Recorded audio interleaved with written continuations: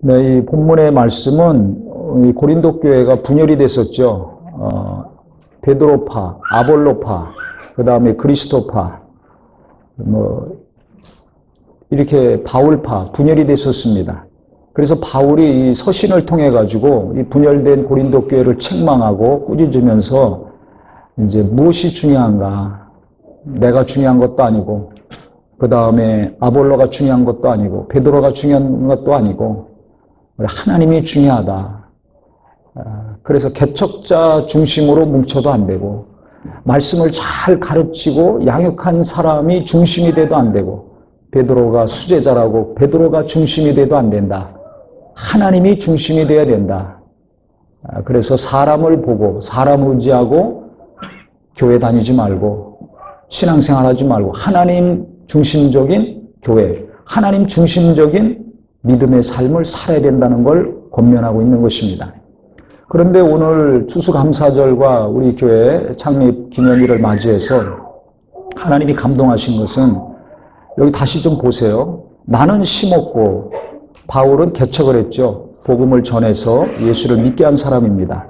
아볼로는 물을 주었고 잘 양육을 했습니다. 그런데 오직 자라나게 하신 분은 하나님이시라는 겁니다. 오직 하나님께서 자라나게 하셨다. 우리의 믿음, 또 고린도 교회를 자라게 하신 분은 하나님이시라는 겁니다. 그런즉 심는 이나 물 주는 이는 아무것도 아니로되 개척하고 처음에 수고한 거 그거 중요하게 생각하지 말아라. 또 말씀을 잘 가르치고 양육해서 믿음 성장시킨 거 그것도 아무것도 아니다. 나나 아볼로나 아무것도 아니고 오직 자라나게 하시는 이는 누구뿐이니라? 하나님뿐이라는 겁니다. 그러니까 한 명이 와서 예수 믿고 구원받았을 때나 지금 많은 사람들이 예수 믿고 은혜 받고 은사가 나타나고 믿음이 충만할 때나 하나님이 자라게 하신 것이고 하나님이 구원받게 하신 것이고 하나님이 교회도 믿음도 가정도 복을 주시고 성장시켜 주셨다는 것입니다. 이것이 우리 일평생 마음과 생각에 심겨지기를 바랍니다. 처음에 우리 교회가 시작할 때 하나님이 시작하셨어요. 지금도 마찬가지. 많은 분들이 함께 이곳에 와서 예배하지만 우리 교회와 함께 하시고 자라나게 하신 분은 하나님이십니다.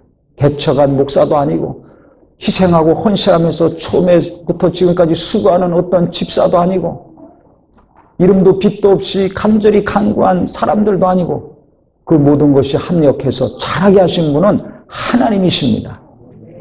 말로만 하나님, 하나님, 신본주의 할 것이 아니라 진짜 하나님이 어떻게 나를 이끌으셨는가? 어떻게 내 가정에 함께 하셨는가? 어떻게 우리 교회에 하나님이 역사하셨는가? 하나님의 손길을 보시기를 예수 이름으로 축원합니다. 제가 한 3일 전인가요?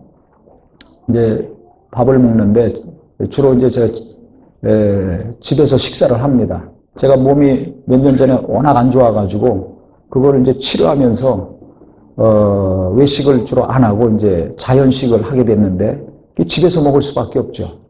근데 그게 이제 습관이 돼서 거의 이제 제 아내가 식사를 준비하고 차려줍니다. 그런데 갑자기 저녁에 식사를 하는데 제가 이런 적은 처음인 것 같아요. 그냥 하나님께 식기도 하고 그냥 먹거든요. 그런데 그날은 갑자기 저도 모르게 계획한 것도 아닌데 감사합니다. 잘 먹겠습니다. 감사합니다.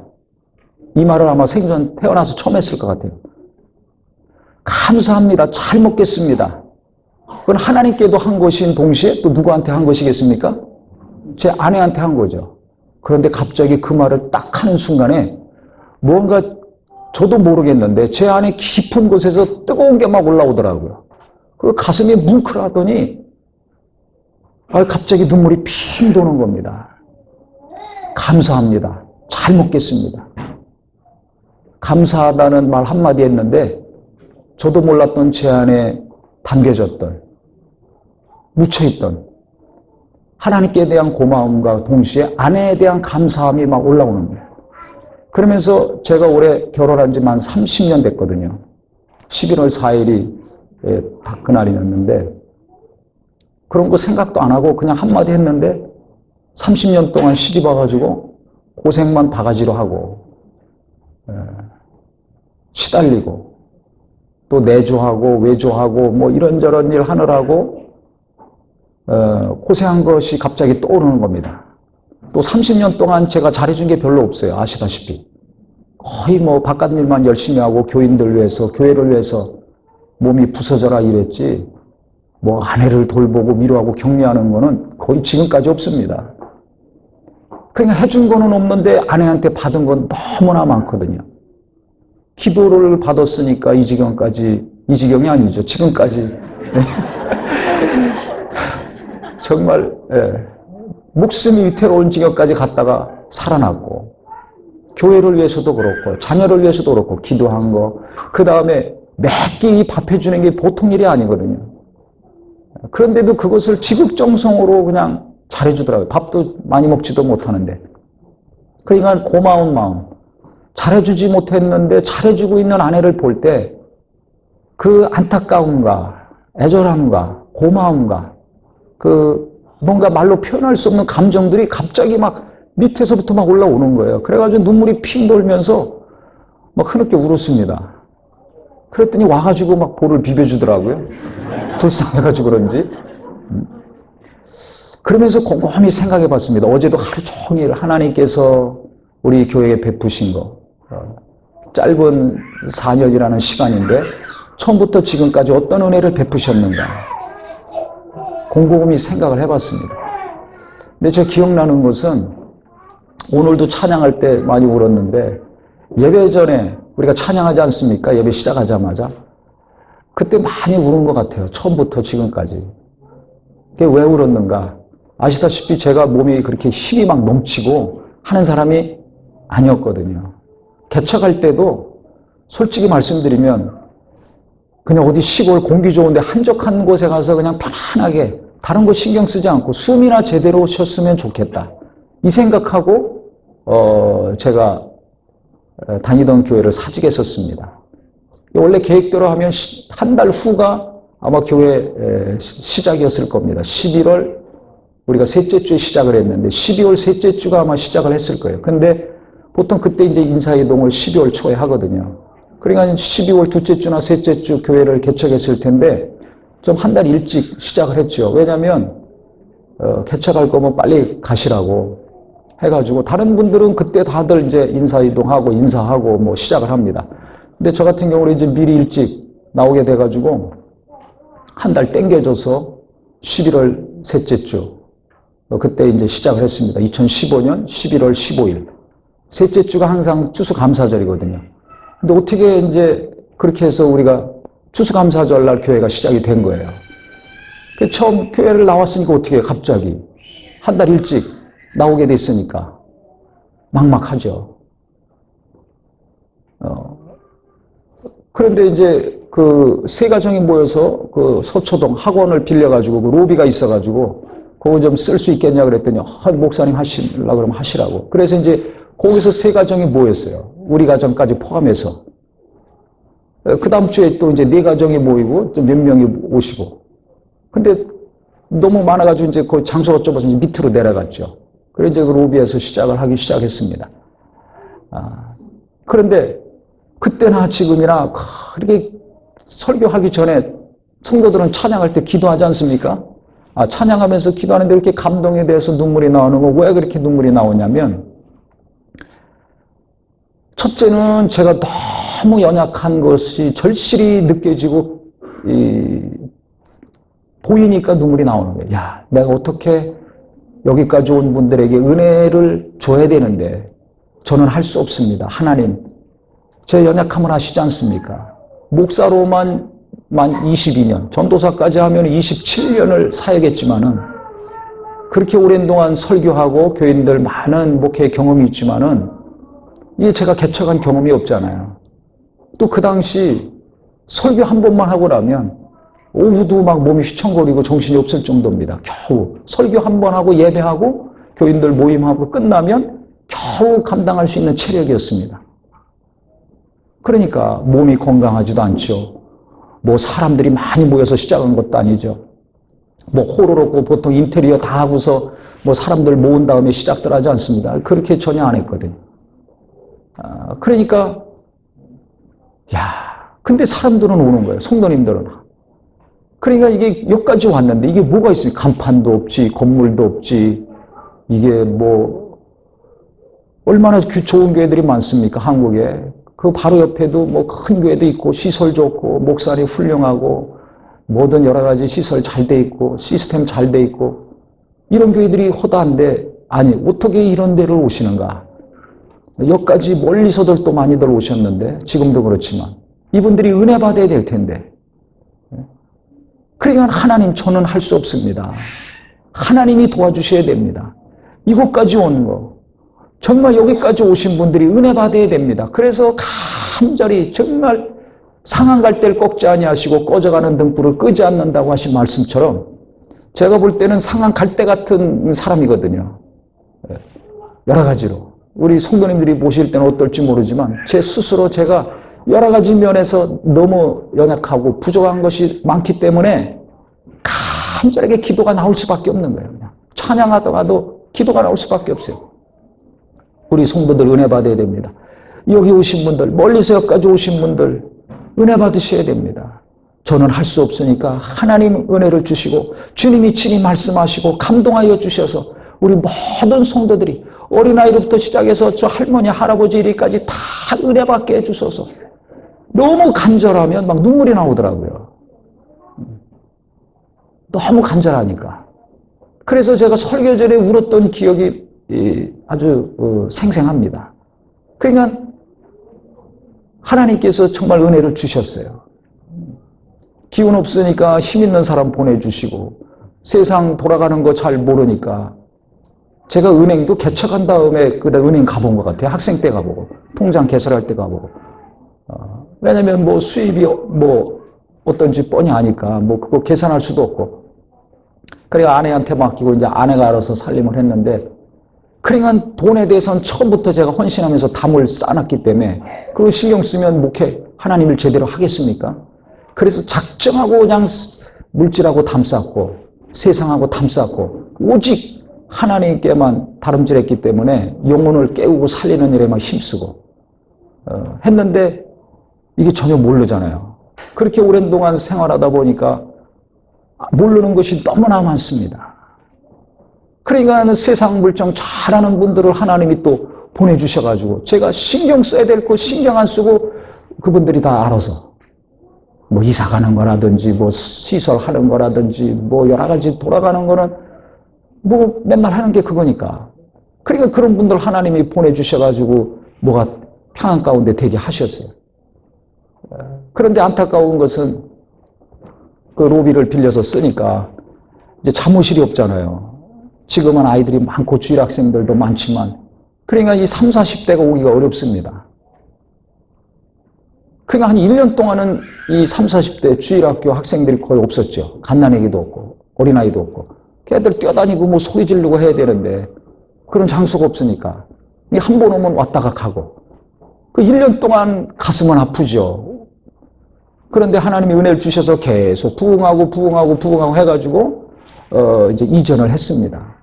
이전을 해서 지금 있는 거기 전철에서도 가깝고 주차도 거기 주차가 540대 할 수 있는 주차장이에요. 지하가. 그러니까 처음에는 그것도 몰랐습니다. 그렇게 좋은 장소인지. 갑자기 이제 이전을 해야 될 상황에 나와서 이전을 하게 됐는데 그때도 우리가 사단법인 처음부터 사단법인을 해가지고 사단법인이 8월에 허가가 나왔어요. 그래서 그 행정정부에 등록하는 절차 마치고 사업자 등록증을 받은 날이 10월 6일이었더라고요. 근데 우리가 10월 7일 날 계약을 하고 들어갔습니다. 지금 있는 장소는 교회가 못 들어갑니다. 사업자 등록증이 있어야 돼요. 그런데 우리가 사단법인을 처음부터 독립교회로 시작했기 때문에 교단에 소속 안 하고 그래서 이제 기부금 영수증 끊어줘야 되니까 사단법인을 신청을 해가지고 8월에 나오고 그래서 10월 6일 날 사업자 등록증이 세무서에서 나왔습니다. 그래서 그것이 있어가지고 우리가 그 다음날 계약을 할 수 있었어요. 그 이전에 텅텅 빈 공간이 있었는데도 교회라 그러니까 주질 않더라고요. 아주 다니기 어려운 장소인데도 안 준다는 왜 교회라고 그럽니까? 근데 하나님이 은혜를 주셔가지고 전철역에서 가깝죠. 비가 오나 눈이 오나 비 안 맞고 주차하고 다닐 수 있는 공간 허락해 주셨죠. 또 맘 놓고 찬양하고 기도해도 주변에서 뭐라고 할까? 그 많은 염려했는데 우리가 어떻게 또 외진 지역 외진 위치라서 마음 놓고 찬양하고 기도해도 뭐라고 하는 사람이 있습니까? 없습니까? 지금 한 사람도 없습니다. 처음에는 경황이 없어서 빨리 이사를 가야 되기 때문에 어떻게 이사를 가게 됐는데 나중에 알고 보니까 이게 기가 막힌 장소예요. 지금 우리가 예배하고 있는 그 예배당이 기가 막힌 장소입니다. 저 깜짝 놀랐어요. 또 우리가 서울, 경기 전역에서 오시니까 가만히 보니까 그 가운데 중심이 영등포더라고요. 여의도. 서울 중심이 가운데가 바로 거기예요. 그래서 우리가 교인들이 여기저기 많이 알아봤지만 어떻게 거기를 하나님이 인도하셔서 지금 예배하고 있는 장소를 들어가게 됐습니다. 그러니까 처음부터 가만히 보면 하나하나 지금까지 주일학교도 없었는데 이제 장소가 되고 잠옷실이 생기니까 아이들이 오기 시작하는 거예요. 30, 40대 성도들이 오기 시작하고 또 아이들이 많아지니까 주일학교가 또 따로 돼야 되지 않습니까? 그러니까 또 미취학부도 따로 예배하게 되고 초등부도 그렇고 중고등부도 그렇고 선생님들이 또 세워주셔가지고 이 주일학교도 달 테고 또 청년들도 보면 요새 청년들 진짜 힘듭니다. 진짜 어렵게 사는 청년들 어떻게 저거 살 수 있는가? 과연 교회 제대로 다닐 수 있는가 했는데도 하나님이 은혜를 주셔서 청년들이 그래도 예배도 나오고 끝나고 안 가고 모임도 다 하고 그래서 청년들도 잘 세워지고 봉사들도 하고 그래서 너무 감사해요. 주일학교도 선생님들이 잘 세워주셔가지고 너무 감사하고 그래서 이렇게 보면 우리가 사역자가 없잖아요. 보시다시피 전도사나 부목사님은 없습니다. 교인들이 헌신적으로 희생적으로 다 발벗고 나서서 봉사하고 학생들 섬기고 교회를 섬기고 또 기도해 주시고 하셔가지고 우리가 다른 교회에 비해서 하는 게 많지도 않은데 간증이 넘치고 은혜가 넘치고 기쁘고 서로 만나면 환영하고 좋아하고 헤어지면 보고 싶고 진짜 사랑하는 관계가 됐어요. 그래서 짧은 4년인데 제가 처음부터 지금까지 쭉 돌아보니까 너무 감사한 거예요. 너무 감사한 거예요. 그래서 그때 감사합니다. 잘 먹겠습니다. 2마디 했는데 그 2마디에 제 아내와 가족들 뿐만 아니라 우리 하나님과 함께 우리 모든 성도님들에 대한 그 마음이 내 안에 너무나 강하게 있었구나. 그래서 그 2마디에 이것이 막 터져 나와가지고 주체를 좀 못한 체험이 좀 있었습니다. 그래서 우리 성도님들이 모든 교회가 하나님이 시작하시고 은혜 가운데 인도해 주셨지만 특히 제가 저를 잘 알잖아요. 특히 제 아내가 저에 대해서 너무나 잘 압니다. 그래서 기도도 많이 하고 좀 여러 가지 저한테는 쓴소리죠. 가슴 아픈 얘기지만 지속적으로 많이 한 결과가 어떤 역사가 일어났는가. 이렇게 숫자만 외형만 늘어난 것이 아니라 하나님이 진짜 감사한 것은 제 연약함을 제가 27년 동안 풀타임으로 목회할 때는 몰랐거든요. 제가 열심히 한 거, 잘하는 것만 생각했지 제 연약하고 부족한 것은 잘 몰랐습니다. 근데 전에도 한번 말씀드린 것 같은데 남편으로서 빵점, 아버지로서 빵점이다. 이 말이 저한테 굉장히 큰 충격이었어요. 그래서 제가 교회를 시작하면서 제일 큰 변화는 아마 우리 교인들 중에 제일 많이 변화된 사람이 저 아닐까 이렇게 생각을 합니다. 빵점이니까 어떻게 돼요? 아무리 목회를 잘하더라도 빵점인데 남편으로서 아버지로서 빵점이면 50점 넘어가기 어렵잖아요. 그럼 주님 앞에 섰을 때 뭐라고 하겠습니까? 할 말이 없는 거예요. 또 개척해가지고 사람이 없으니까 저희 아이들도 봉사하고 다 했는데 제 아이들이 딱 한 달 되니까 다른 교회 가고 싶다 그러더라고요. 그러니까 제가 어떤 사람인지 좀 아셔야 돼요. 은혜만 받지 마시고. 그러니까 어떻게 되겠습니까? 날마다 집에서는 비상회의가 열리는 거예요. 저 빼고 이제 자기들끼리. 야, 아버지가 이러면 안 되는데 이걸 바꿔야 되고, 이러면 안 되는데 저걸 바꿔야 되고, 뭐 이렇게 말하면 안 되는데, 뭐 계속 얘기하고. 그래서 이게 남 얘기가 아니구나. 어떤 목사님이 개척해서 부흥을 했는데, 아내가 갑자기 와가지고, 다음 주부터 나 딴 교회 간다고 해가지고, 금식기도원 들어와가지고 금식하고 있었는데, 그 양반이나 나나 거의 비슷하구나. 그러면서 하나님이 어느 날 갑자기 3년 전인가요? 2년 전인가? 앉아있는데 뜨거운 눈물이 막 나오게 하시더니 나 때문에 내 아내가 얼마나 힘들었을까? 나 때문에 우리 아이들이 얼마나 힘들었을까? 이게 갑자기 깨달아지면서 회개의 눈물이 막 펄펄펄 흐르더라고요. 그래서 내가 잘못 살았구나. 교회를 위해서, 교인들을 위해서 하나님의 일을 한다고 마음을 다하고 힘을 다하고 뜻을 다해서 몸이 부서질 정도로 진짜 목숨 걸고 했거든요. 했지만 그것으로 위로받고 만족하면 안 되겠구나. 가장 가까이 있는 가족들에게 상처를 주고 고통을 주고 실망을 주면서 무슨 목사라고 하느냐. 목사이기 전에 어떻게 예수 믿는 사람이라고 할 수 있는가. 그래서 그때 하나님이 저에게 굉장한 충격을 주셨습니다. 제 아내가 계속 저한테 얘기한 거, 그 다음에 기도한 거, 저희 아이들이 함께 하면서 말했던 조언들, 이런 것들이 그때는, 그 당시는 듣기 싫고 막 화도 나고, 그래서 자기들끼리만 얘기하고, 가끔 저를 불러서 카페에 데리고 가가지고 막 또 설득시키고 했었는데, 그 모든 것들이 때가 차서 하나님이 강력하게 저를 깨닫게 하시고, 저를 회개케 하셨어요. 그것이 지금까지 계속 되고 있습니다. 그래서 금요기도에 오신 분은 들었겠지만 며칠 전에 제가 저녁 때 집에 들어가 보니까 보일러가 켜져 있어갖고 집안이 찜질방이 돼 있는 거예요. 막 후끈후끈 뜨끈뜨끈 열기가 막 온 방마다 막 있습니다.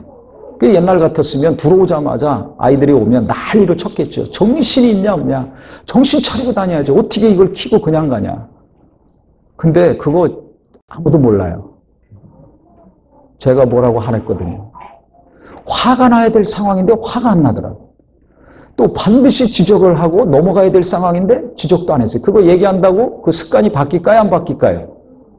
해보셔서 알잖아요. 아무리 잔소리하고 얘기한다고 그거 잘 안 되더라고요. 근데 기도하고 인내하고 격려하면 어느 순간에 바뀐 자녀들을 볼 수가 있습니다. 아멘? 네. 어느 날은 오니까 불이 켜져 있어요. 화장실에. 하루 종일 불 켜놓은 거예요. 어떤 날은 와보니까 현관문이 열려 있어요. 자동으로 이렇게 닫히는 건데 그게 어떻게 잘못됐는지 그냥 열어놓고 간 거예요. 그런 것을 보면 과거에는 제가 참을 수가 없습니다. 반드시 원성이 높아가고 꾸중하고 잘못한 게 너무 확실하니까 그걸 짚고 넘어갔는데 화가 안 나요. 미움도 안 생겨. 뭐라고 막 가르치고 정죄하고 바로잡으려고도 안 해. 다 큰 아이들이 뭐 그거 한다고 되겠습니까? 스스로 해야죠. 스스로 할 때까지 기도해주고 뭐 기다리는 것밖에 없죠. 언급도 안 했어요. 그래서 제가 돌아보니까 이 짧은 2, 3년 됐는데 하나님이 깨닫게 하시고 깊이 회개케 하신 다음에 계속해서 하나님이 내적인 변화를 이루어 가셨습니다. 그래서 말씀만 전하고 뭐 이 일을 뛰어다니면서 열심히 하고 희생하고 봉사하고 수고한 것으로 자유했던 사람이 연약함을 깨닫게 되고 자기 실상을 보게 되고 허물을 정확히 알게 되니까 이거 이대로 그냥 나갈 수가 없잖아요. 그래서 하나님이 성품을 만져주셨어요.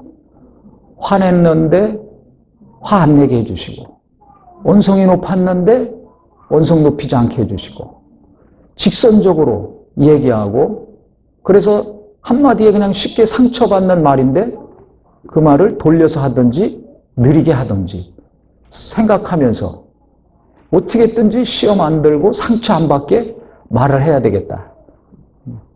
이런 것들이 제 안에 막 계속해서 생기게 됐습니다. 그러면서 우리 성도님들, 특히 제가 변화되니까 아버지들이 이제 이 내용을 들으시고 조금씩 이제 변화가 된 간증들이 나와요. 엄마들은 좀 변화가 안 되신 것 같아요. 남편이 변화된 만큼 아내도 변화돼야 되는데 아내들은 그거 가지고 안 된다. 더 변화되라고 계속 잔소리한다고 저한테 들려오고 있습니다. 그래서 목사님 제발 아내들이 남편들을 위해서 어떻게 해야 될지 말씀해 주십시오. 외부 강사라도 초청해서 세미나 해 주십시오 하는 요구를 제가 계속 듣고 있습니다. 그러니까 남편들이 변화될 때 작은 변화지만 그거 연세 드신 분이 바뀌기 어렵거든요. 습관이 바뀌고 성품이 바뀌는 거 진짜 어렵습니다. 작은 변화에 기뻐해 주시고 칭찬해 주시고 온 가족이 인정해 주시기를 바랍니다. 아멘? 그래야 자꾸 더 바뀌는데 그거 가지고 안 된다고 계속 찔러대면 과거로 돌아옵니다. 그거 잘 하셔야 돼요. 그래서 진짜 감사한 거는 하나님이 은혜를 주시고 교회를 계속 도와주신 것도 감사한데 성품의 변화, 삶에 있어서 변화가 하나씩 하나씩 이루어지고 있는 것이 너무나 감사합니다. 그래서 각각의 가정마다, 심령마다 우리 젊은이들도 그렇고 학생들도 그렇고 하나님이 만져주시는 것을 제가 계속 봅니다. 이게 눈에 보여요. 이 사람은 교회 정상적으로 매주 나오기 어려운 상황인데 안 빠지고 매주 나와. 이 사람은 이 친구는 그냥 끝나면 바로 갈 사람인데 안 가고 식사까지 해요. 저 형제나 자매는 모임을 안 하고 그냥 그룹 모임 안 하고 갈 것 같은데 남아서 계속 모임을 합니다. 어떤 경우는 봉사는 상상도 할 수 없는 친구인데 봉사를 해요. 이게 너무 놀라운 거죠. 제가 무슨 성경을 개인적으로 가르치지도 않았습니다. 누가 뭐 특별히 만나서 지도한 것도 없습니다. 그런데 하나님이 만져주신 거예요. 바울이나 아볼로나 아무것도 아니로되 자라나게 하신 분은 하나님이시라 한 것처럼 하나님이 만져주시니까 하나님이 함께 하시니까 지속적으로 예배도 하고 봉사도 하고 교제도 하고 그러면서 하나님 안에서 신앙생활하는 것을 계속해서 보게 됩니다. 그래서 우리가 오늘 설교의 제목이고 우리 오늘 추수감사절의 제목이기도 하지만 모든 것이 하나님의 은혜입니다. 이게 진짜 모든 것이 하나님의 은혜라고 고백할 수밖에 없는 삶이요 교회입니다. 이것이 저만 아니라 우리 모든 성도님들이 체험하고 깨닫고 보는 은혜와 기쁨이 있기를 예수님의 이름으로 축원합니다. 1년, 2년, 3년 지나갈수록 이분이 이렇게 바뀌고 저분은 저렇게 바뀐 것을 실제 저는 보여요. 어떤 사람이었는지 그 이전에 아니까. 저만이 아니라 우리 아이들도 마찬가지야. 우리 가족뿐만 아니라 우리 성도님들도 이렇게 보면 해가 갈수록 하나님이 바꿔주시는 것이 너무나 분명합니다. 만나기만 하면 부정적인 얘기, 누구를 원망하는 얘기 했던 분이 그런 말을 안 해요. 함부로 말하고 행동했던 분이 말을 조심하기 시작하더라고요. 행동도 함부로 안 하더라고요. 하나님이 변화시켜 주시는 거예요. 하나님이 믿음만이 아니라 성품도 예수님을 닮도록 성경을 닮도록 하나님이 온전케 하신다는 것을 너무 확실히 보게 됩니다. 이걸 사람의 힘으로 할 수 있겠습니까? 성경 공부 많이 해보셨잖아요. 기도도 많이 하셨잖아요. 그런데 안 바뀌었는데 어떻게 누가 뭐라고도 안 했는데 이게 변화가 돼. 조금씩 변화된 분들 있고 많이 변화된 분도 있습니다. 젊은 분들이나 연세 드신 분들이나 이런 걸 볼 때 진짜 하나님이 은혜를 많이 주시는구나. 기도하는 것마다 하나님이 응답을 주시는구나. 본인이 노력해도 안 되고 어느 누가 말해도 안 되는데 하나님이 하시는구나. 그래서 우리 교회 전체적으로 보는 때나 저나 우리 한 사람 한 사람 모든 성도님들 볼 때 하나님이 함께 하시고 변화시키시고 온전케 하시는구나 하는 것 때문에 너무 하나님께 감사할 수밖에 없습니다. 그래서 우리가 추수감사절이기도 하지만은 하나님이 내게 많은 물질을 주시고 재산을 늘려주시고 좋은 직장에 취직하게 하시고 이런 게 없다 할지라도 하나님이 나에게 관심을 갖고 우리에게 관심을 갖고 계속해서 내가 기도한 기도든지 아니면 누군가가 기도한 기도에 신실하게 응답해 주셔서 나를 변화시켜 주시고 나를 온전케 해 주시고 나를 성장시켜 주시고 있는 것으로 말미암아 하나님께 진정 기뻐하며 감사하는 우리 모두가 되기를 바랍니다. 아멘. 대부분은 눈에 보이는 어떤 것이 있어야 감사하잖아요. 내가 기도한 것이 당장 눈에 보이는 것으로 이루어졌을 때 기뻐합니다. 그런데 이 내면의 변화는 눈에 보이지를 않아요. 하나님은 눈에 안 보이시는 분이에요. 그러니까 제가 생각할 때는 진짜 눈에 보이는 어떤 결과를 하나님이 주시는 것보다 눈에 보이지 않는 내 성품, 내 온전치 못한 마음과 생각들, 교만함을 겸손하게 해주시고 거칠고 싸나운 마음을 부드럽게 해주시고 미워하는 마음을 불쌍히 여기는 마음으로 바꿔주시고 이거야말로 다른 어떤 눈에 보이는 것으로 우리에게 응답해 주시는 것보다 더 귀하고 소중한 것이라고 생각을 합니다. 주시옵소서, 주시옵소서, 주시옵소서. 그래서 많은 부와 명예와 권력을 가지고 정말 육체로 돌아가는 사람들이 얼마나 많이 있습니까? 필요한 것은 때가 따라 하나님이 주시죠. 우리 교회만 해더라도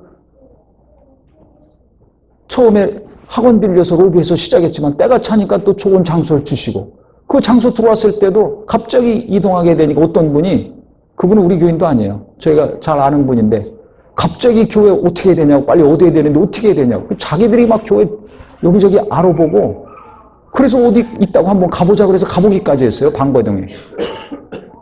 그러더니 이쪽으로 우리가 계약해서 들어오니까 그분이 건설업 하는 분이었는데 현장에 나가 있는 자기 사람들 다 불러가지고 우리 여기 일주일 만에 이거 공사하고 들어가야 된다고 그랬더니 밤 12시까지 공사해가지고 말이에요. 그래서 일주일인가 열흘 만에 우리가 지금 있는 예배당 그렇게 인테리어하고 들어간 겁니다. 저는 부탁도 안 했어요. 연락도 안 했어요. 근데 어떻게 알고 와가지고 자기 일을 다 팽겨쳐놓고 우리 교회 도와줘가지고 거기서 예배하게 하고 너무 감사하죠. 그 다음에 아시다시피 우리가 처음부터 손 벌리지 아니하고 도리어 후원하고 독거노인들 그 다음에 선교사님들 위자리교회 그 마당 빌려서 처음 시작할 때부터 우리 건물도 없지만은 후원하고 섬기고 하는 일을 했거든요. 지금까지 계속하고 있죠. 이건 너무 감사한 거예요. 하나님 뜻대로 살려고 하니까 하나님이 원하시는 교회, 하나님의 뜻이 이루어지는 교회, 하나님이 기뻐하시는 교회를 세워라. 이것을 하나님이 주셨기 때문에 그 기도만 계속 했는데 사람 구하지 않고 건물 구하지 않고 물질도 구하지 않고 오직 하나님의 뜻이 이루어지고 하나님이 원하시고 하나님이 기뻐하시는 교회가 되게 하여 주시옵소서. 그와 같은 삶이 되게 하여 주시옵소서. 그렇게 일평생 살게 해달라고 계속 기도했더니 때가 되면 하나님이 이와 같이 돕는 자를 보내주시고 물질도 보내주시고 장소도 보내주시고 일꾼도 보내주시고 학생들도 보내주시고 그러니까 이게 물 흐르듯이 하나님이 계속해서 이렇게 역사하신 거예요. 그래서 왜 그런가? 하나님 뜻대로 살려고 저나 우리 모든 성도님들이 힘쓰니까 하나님이 원하시는 교회를 세우려고 힘쓰니까 구하지 않더라도 하나님이 알아서 필요한 것들을 때가 참에 채워주셨습니다. 우리 성도님들도 내가 원하는 거 이루어달라고 하기보다는 하나님 뜻대로 내가 살겠습니다. 그러니 나를 주님의 뜻 가운데로 인도하여 주시옵소서. 내가 원하는 것 찾기보다는 주님이 원하시는 삶을 살기를 원합니다. 그러니 나를 인도하시고 함께하여 주시옵소서 한다면 구하지 않더라도 하나님이 때가 참에 필요한 물질 주시고 돕는 사람도 보내주시고 하나님이 형통한 곳으로 인도해 주실 것입니다. 저는 이것을 너무 확실히 믿습니다. 우리 교회가 그걸 증명하고 있는 거예요. 그래서 자기 뜻을 무언가 이루려고 하고 자기 욕심을 이루려고 하고 목에 힘주고 하려고 하는 분들은 우리 교회에 와서 신앙생활하기 좀 어렵죠. 왜? 그런 분들이 별로 없으니까. 혹 있다면 오늘 회개하시기 바랍니다. 어려워요. 앞으로도 어려울 겁니다. 그러니까 겸손하게 내가 이거 잘한다. 내가 이거 했어. 난 저걸 잘했어. 이런 것이 아니라 정말 꺼져가는 등불같이 나는 연약하고 부족합니다. 저는 아무것도 할 수 없습니다. 그래 하나님이 하셔야 됩니다. 이게 매주 진실한 고백이었거든요. 하나님 앞에. 하나님이 하셔야 됩니다. 하나님이 도와주셔야 됩니다. 아니면 할 수 없습니다. 주님이 하시옵소서. 이 고백을 날마다 하고 하나님 의지하면서 주여 주님이 원하시는 교회가 되게 하여 주시옵소서. 하나님이 원하시는 일을 하게 하여 주시옵소서. 저는 어떻게 될지 모릅니다. 어떻게 됩니까? 계속 그 기도만 했어요. 그때마다 하나님은 하나씩 돕는 자를 보내주시고 돕는 곳을 인도해 주시고 계속해서 지금까지 짧은 기간이지만 인도해 주셨습니다. 그걸 우리 성도님들이 다 보시고 알잖아요. 그래서 우리가 항상 주님 만나는 날까지 제가 처음에 교회 시작할 때 기도하는데 다른 거 기도할 게 얼마나 많습니까? 근데 하나님은 한 달 동안 욕심 버려라. 욕심 없이 시작해라. 그것만 기도하게 하시더라고요. 그러면서 이 세 가지를 주신 거예요. 겟세마네 기도, 예수님이 하신 기도를 생각나게 하시면서 내 원대로 마옵시고 아버지 원대로 되기 원합니다. 이 기도만 하게 하셨습니다. 내 뜻대로 말고 아버지 뜻대로, 내 원대로 말고 아버지 원대로 되기를 원합니다. 그 기도만 한 달 동안 하게 하셨어요. 그래서 이제 이게 진행이 된 겁니다. 그러니까 교회도 어려움이 생길 때, 위기가 올 때마다 막 기도하면 무슨 기도가 나오는지 아세요? 처음 시작할 때 그 기도를 하나님은 하게 하시더라고요. 주여, 주님이 원하시는 교회가 되게 하여 주시옵소서. 하나님이 기뻐하시는 교회가 되게 하여 주시옵소서. 그러면 하나님이 원하시는 것이 무엇인가? 하나님이 기뻐하시는 것이 무엇인가를 자꾸 생각하죠. 내 입장에서 생각하니까 문제가 커져 보이는 거예요. 그런데 하나님 입장에서 하나님이 원하시는 것이 무엇인가? 하나님이 기뻐하시는 것이 무엇인가? 아버지의 뜻이 무엇인가? 돌이키고 하나님 입장에서 생각하면 그 큰 문제가 금방 작아지고 불편하고 괴로웠던 마음이 금방 누그러지고 평안한 마음이 생기더라고요. 할렐루야. 그래서 우리 모든 젊은이들과 우리 성도님들, 청소년들 지금부터라도 정말 하나님이 도우시고 이끄시는 삶이 되기 위해서 내 원대로 마옵시고 아버지 원대로 되기 원합니다. 이 예수님의 기도가 나의 기도가 되기를 바랍니다. 우리 자녀들이, 저 어린 자녀들이 정말 하나님의 도움받기 원한다면 저들이 자기 뜻대로 살지 않고 하나님의 뜻대로 사는 자녀들이 되게 하여 주시옵소서. 기도한다면 하나님이 이끄시는 앞날이 될 것입니다. 욕심이 잉태하기 때문에 어려운 거 아닙니까? 미움이 있기 때문에 불편한 거 아닙니까? 그것이 왜 내게서 떠나가지 않을까요? 내가 원하는 대로 생각하고 살기 때문에 그래요. 근데 하나님이 원하시는 것이 무엇인가? 하나님이 기뻐하시는 것이 무엇인가? 생각하면 이것이 내려놓게 됩니다. 내 안에 계속 머물러 있지 않고 자꾸 내가 밀어내게 됩니다. 내가 계속 미워하면 안 되지. 내가 계속 정죄하면 안 되지. 궁일이 여겨야 되는데 주님이 나를 궁일이 여겨주셨는데 너는 왜 그 사람 미워하고 있냐? 나는 너를 위로해 줬는데 너는 왜 그 사람 위로해 주지 않고 정죄하고 있냐? 나는 너를 무시하지 않았는데 너는 왜 뭐 잘한다고 그 사람을 무시하고 우습게 보고 있느냐? 주님의 말씀이 들려옵니다. 주님의 마음이 전달이 되고 주님의 생각이 내 생각이 됩니다. 그래서 내 입장에서 내 눈으로 내 기준으로 보고 말하고 대했던 관계가 바뀌게 되죠. 미운 사람이 불쌍하게 보여. 왜 저렇게 하고 살까? 왜 계속 저렇게 말하고 행동하며 살까? 불쌍히 여기게 됩니다. 그러니까 하나님이 원하시는 대로 신앙생활하고 살려고 하면은 미운 사람이 없어져요. 꼴 보기 싫은 사람이 없어져요. 또 하나님이 기뻐하시는 대로 일하려면 돈에 대한 욕심이 없어져요. 내가 더 많이 벌어야지. 교회 숫자 더 늘려야지. 건물 더 크게 만들어야지. 이 욕심이 없어집니다. 자꾸 없어져요. 그 대신에 영혼을 구랑하고 어려운 사람들을 돕고 선교사들을 돕고 연약한 교회들을 도와야지.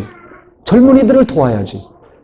이것이 우리 교인들도 공유가 돼가지고 그래서 우리 젊은이들 가운데 청년 가운데 사업을 하고 그거 다 밀어줘가지고 지금 일 잘하고 취직도 잘해서 아주 전문가로서 활동하고 이런 청년들이 있습니다. 너무 감사해요. 돈 벌어가지고 자기 속만 차리면 뭐 하겠어요. 자기만 좋아하는 거지. 근데 그것을 나누는 삶을 사는 거예요. 헌금하는 것뿐만 아니라 실제 구체적으로 취업을 도와주고 사업을 도와주고 일거리를 나눠주고 일하게 만들어내는 거죠. 먹고 살게 해주는 거예요. 신앙생활만이 아니라 실제 삶에 있어서 도움을 줘서 구체적으로 가정을 이루고 살 수 있도록, 사회생활을 잘 할 수 있도록, 경제활동을 할 수 있도록 도와주니까 얼마나 감사합니까? 그래서 우리가 앞에 있는 것 얻을 때 하나는 유스센터, 하나는 비즈니스 센터라고 이름을 붙인 겁니다. 계속해서 이 일을 앞으로도 할 것입니다. 그러니까 하나님이 원하시는 것이 무엇인가 고민하면 사업 잘 되는 것만 구하지 않고 잘 되든 안 되든 나를 통해서 누군가가 도움을 받아서 또 좋은 사업을 할 수 있도록, 스타트를 할 수 있도록 후원하고 격려하고 밀어주는 자가 됩니다. 이것들이 계속해서 지속적으로 우리를 통해서, 우리 교회를 통해서 젊은이들에게 이루어지기를 바랍니다. 또 연약한 분들에게 이루어지기를 바랍니다. 그러니까 기도 많이 하면서도 열심히 신앙생활 하면서도 내가 원하는 것만 추구하는 사람은 이런 거 싫어합니다. 생각도 못합니다.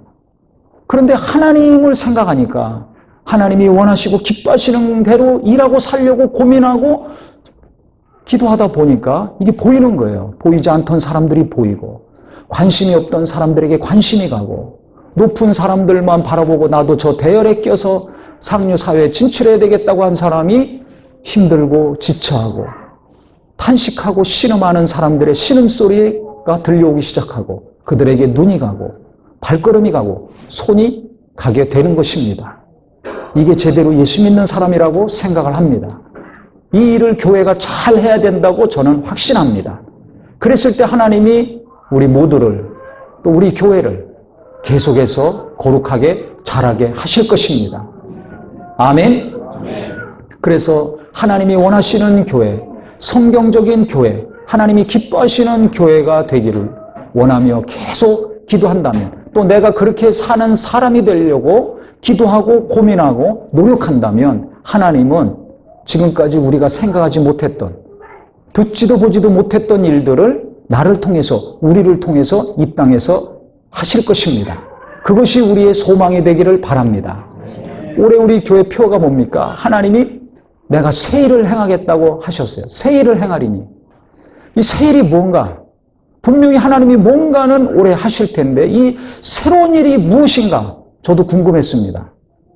그런데 한 달 전에 하나님이 그것을 분명히 알게 하셨어요. 그래서 지금 우리가 오후에 강의하고 있는 겁니다. 하나님이 원하시는 성경적인 교회. 우리 교회를 통해서 하나님이 어떤 것을 이루실 것인가? 우리 모든 성도님들을 통해서 하나님은 어떤 교회를 하시려고 하시는가? 하나님이 너무 분명하고 선명하게 말씀을 통해서, 사람을 통해서 이 모양 저 모양으로 여러 번 확신을 주시고 알게 하셨습니다. 그래서 그것을 지금 나누고 있는 겁니다. 우리가 오후에 성경 공부하면서. 너무 감사하죠. 우리가 하나님 원대로, 하나님이 기뻐하시는 대로 신앙생활 하려고 했더니 그쪽으로 하나님이 분명하게 알게 하시고 보게 하셨어요. 앞으로 강의 이제 들으시면 이제 하나씩 하나씩 우리가 잘 아실 텐데, 너무 감사합니다. 너무 감사해요. 끙끙거리고 있었는데, 좀 답답했는데 하나님이 알게 하시니까 너무 감사하죠. 그래서 지금 한 걸음 한 걸음 나가고 있는 겁니다. 그래서 제가 이렇게 보니까 짧은 기간이지만 욕심을 버려라. 욕심 없이 시작해라. 그걸 항상 생각하고, 그 다음에 겟세마네 기도. 내 원대로 마옵시고 아버지 원대로 되기 원합니다. 이 두 가지 붙들고 계속 씨름하고 기도하고 인내하고 했더니 시간이 가면 갈수록 부족한 것들 하나님이 메꿔주시고 필요한 거 하나님이 채워주시고, 교회뿐만 아니라 저 개인적으로, 가정적으로, 성품도 그렇고 하나씩 하나님이 온전케 하시고 세워주시고 자라게 하시는 것을 볼 수가 있습니다. 그러니까 너무나 하나님께 감사했어요. 사람의 힘으로는 도무지 할 수 없는 거 하나님이 은혜를 계속 부어주셔서 인도해 주시니까 얼마나 감사하고 고맙겠습니까? 그래서 이것이 저만 느끼고 보는 것이 아니라 우리 모든 성도님들도 하나님이 어떻게 하셨는가, 하나님이 무엇을 변화시키시고 어떻게 은혜를 주셔서 내가 지금 신앙생활을 하고 있는가 잘 헤아려 보셔서 하나님께 진정으로 감사하며 영광 돌리는 귀한 마음이 되기를 예수 이름으로 축원합니다. 예수 이름으로 축원합니다. 오늘 우리가 추수감사절과 창립기념일을 맞이해서 하나님이 우리에게 처음 주셨던, 처음 시작했던 욕심 없이 시작해라. 욕심을 버려라. 내가 원하는 교회, 내가 기뻐하는 교회를 세워라. 내가 원하는 대로 해라. 내가 기뻐하는 삶을 살아라. 이것을 우리가 다시 마음에 새기고 붙들고 나간다면 하나님이 가정을 도와주시고 자녀도 도와주시고 사업도 도와주시고 앞날도 도와주시고 교회도 계속해서 붙드시고 도와주실 것입니다. 그래서 하나님 손에 붙들리는 사람, 하나님이 꽉 붙들어 주셔서 이 요동치는 때 요동하지 아니하고 흔들리는 자들에게 위로와 소망과 생명을 줄 수 있는 우리 교회요, 우리 모든 성도님들이 되시기를 예수님의 이름으로 축원합니다. 할렐루야. 기도하겠습니다.